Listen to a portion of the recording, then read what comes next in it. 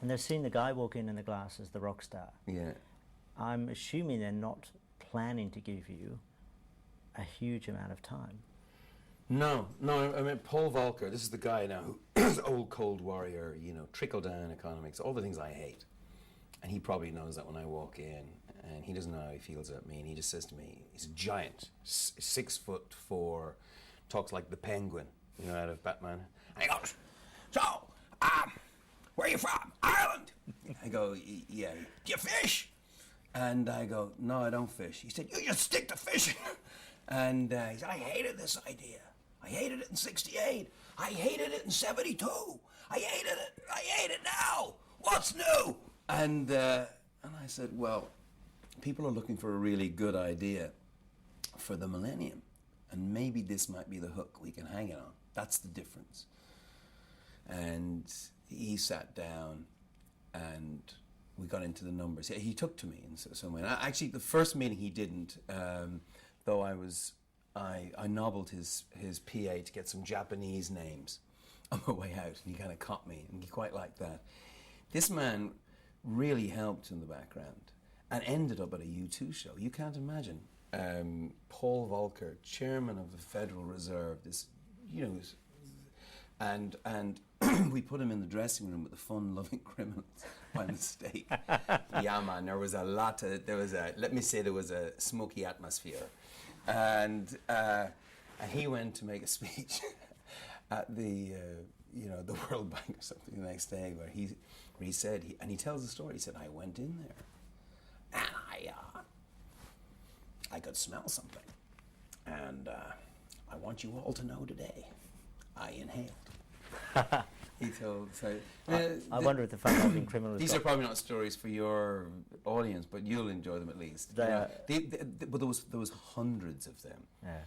Jesse Helms, the old Cold Warrior, you know, who, as I was leaving his office, and he was almost in tears at the end of the meeting, asking, could he give me a blessing, a formal blessing, you know, as in the Jewish, you know, it was a big thing.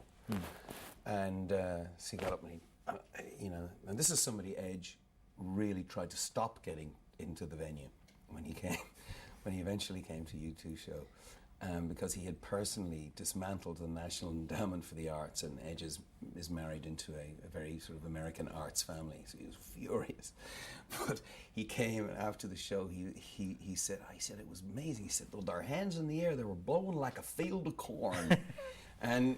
We've had the most preposterous and extraordinary people turn up at U2 shows as a result of this work. I don't know if most rock bands would think that you've done the right thing having Paul Volcker and Jesse Helms as groupies. Most are looking for the attractive brunette. Well, we are too. Yeah. And maybe they are too. Maybe that's why they're coming. You're such a persuasive advocate, and you know better than anyone how quickly the media spotlight moves from one issue to another. How do you make debt relief and fairer trade rules the default position for world governments if someone like you isn't there to scream and shout? Yeah, well, as we were saying earlier, celebrity it's at a kind of oppressive level, and it's a pretty ridiculous thing if we're honest. But it is currency, and I want to spend mine, you know, well. And we're good at, we have a spotlight on us, might as well use it. But actually, I think what's happened with myself and Bob is a little different. We have managed to, like those cartoons I see on children's television, we've managed to sort of shape change. And you know, we've managed to get both sides of the barricade. I mean, it's much more glamorous, you know, to be on a barricade with a handkerchief over your nose and, you know, the Molotov cocktail. That sells albums.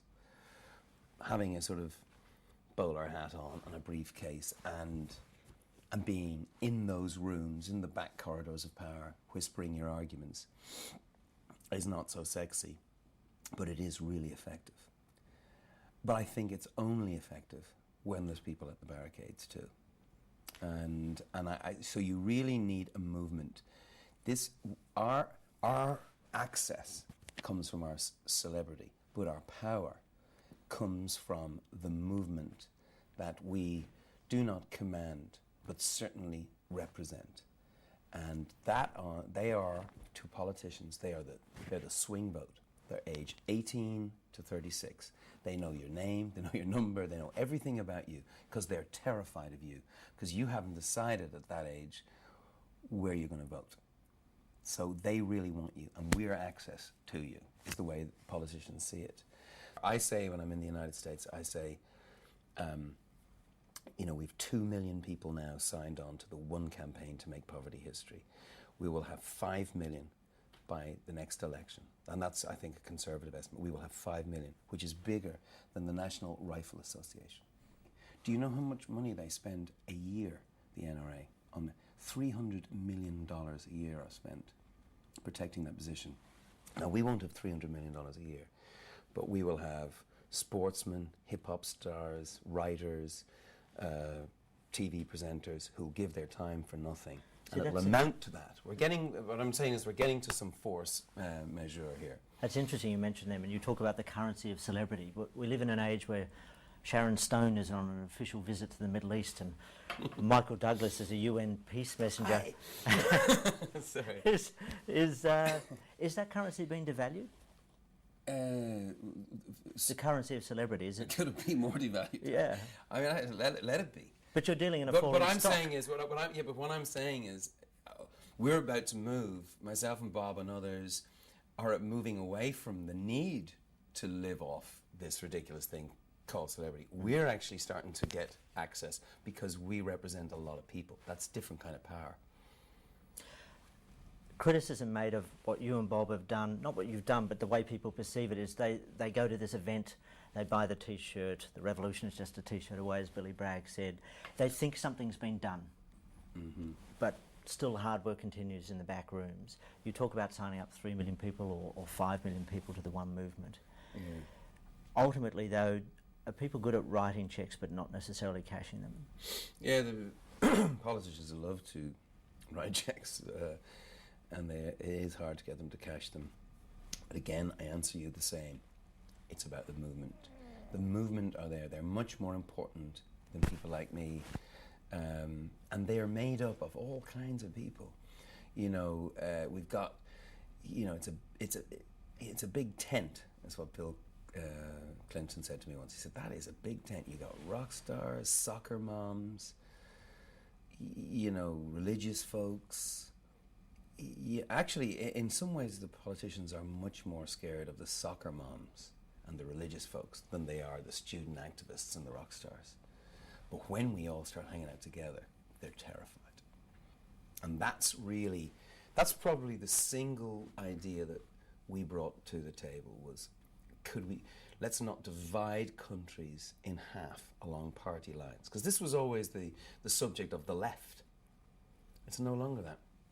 And that's something I'm proud of. We're working across party lines, and that's where our power comes. And that's the way we'll get them to